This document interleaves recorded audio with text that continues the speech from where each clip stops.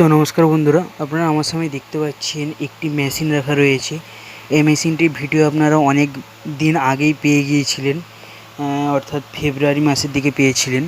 তো এই মেশিনটি আমার কাছে আরেকবার এসেছে। তো এই মেশিনটিতে কাজ হয়েছে বন্ধুরা, এখানে 501 অরিজিনাল পিভিডি 501 মেশিনের যে বেস লেভেল বোর্ড সেটা লাগানো হয়েছে।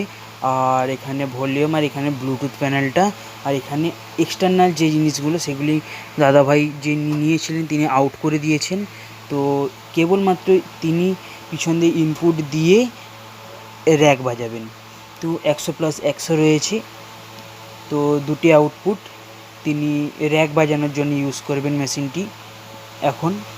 তো আগে উনি দুটি ডবল বার বাজাতেন সিঙ্গেল স্পিকারের, তো এখন এটা ইউজ করবেন। তো এই জন্য আমি এটাকে অরিজিনাল পিভিডি 501 অ্যাম্পলিফায়ারের বোর্ড দিয়ে তৈরি করে দিয়েছি। এখন আমাদের কাছে অরিজিনাল পিভিডি 501 অ্যাম্পলিফায়ারের base level board, driver board সব কিছু আমাদের কাছে অ্যাভেলেবেল আছে।